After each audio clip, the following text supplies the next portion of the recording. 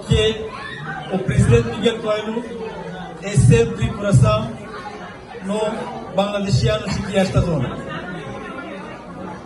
Nossos problemas, nossos todos assuntos, nós podemos partilhar com o Sr. Presidente. É por isso hoje também aqui convidei jantar conosco. Bom, eu tenho que falar agora a nossa língua, porque muita gente não percebe. E eu agradeço para todos. Assalamu alaikum wa rahmatullahi wa barakatuh. Wa alaikum assalam wa rahmatullah. Portugal Bangladesh friendship association 2015 সালে সংগঠিত হয় এবং এই 2015 সালে মাত্র 5-6 জন লোক মিলে এই সংগঠনটি প্রতিষ্ঠা করা হয়। এই সংগঠনটির মূল উদ্দেশ্য ছিল যে পর্তুগিজদের সাথে বাংলাদেশিদের একটি সুসম্পর্ক উন্নয়ন করা, আর যাতে করে এই সংগঠন রাজনীতি মুক্ত এবং প্রফিট মুক্ত হতে পারে।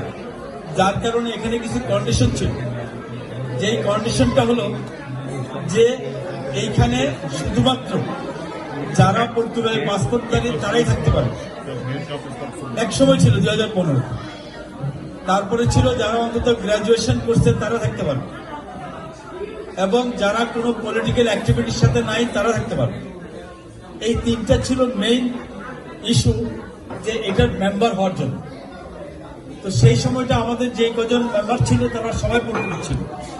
2015 সালে আমাদের তৎকালীন অ্যাম্বাসাডার ইমতিয়াজ সাহেব এই সংগঠনের উদ্বোধন করেন এবং সেখানে 40 জনের মতো পর্তুগিজ বিভিন্ন সংগঠনের লোকজন ছিল এবং তারা এখানে উপস্থিত থেকে পর্তুগাল বাংলাদেশ ফ্রেন্ডশিপ অ্যাসোসিয়েশনকে স্বাগত জানায় এবং সেই থেকে আমরা আমাদের কাজ শুরু করেছি।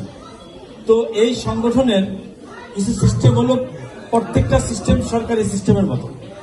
এই দেশের যে সংগঠনগুলো আছে সেগুলোর একটা সিস্টেম, সেটা হচ্ছে যে 4 বছর মেয়াদ অন্তর অন্তর এই কমিটি চেঞ্জ হবে এবং আমরা প্রতি বছর 4 বছর মেয়াদ উত্তীর্ণ হওয়ার পূর্বেই এইটার একটি কমিটি করে ফেলি, যাতে করে কোনো ধরনের বিশৃঙ্খলা না হয়। এবং গত 2 বছর আগে যখন আমরা দেখলাম আমাদের অনেক লোক যারা ইউরোপের বিভিন্ন দেশে চলে গেছেন আমাদের এই সংগঠনেরই, তো আমাদের এখানে মেম্বার শূন্য হয়ে পড়ে।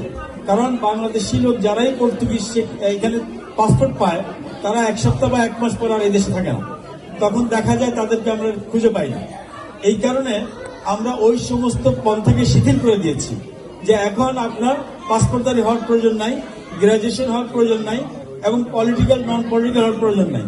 কারণ পর্তুগাল বাংলাদেশ ফ্রেন্ডশিপ অ্যাসোসিয়েশন এটা অলরেডি পরিচিত এবং 10 বছরের একটি সংগঠন।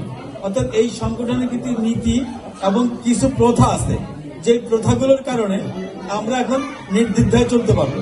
এই কারণে আমরা সর্বস্তরের মানুষকে এখন মেম্বার করে নিচ্ছি।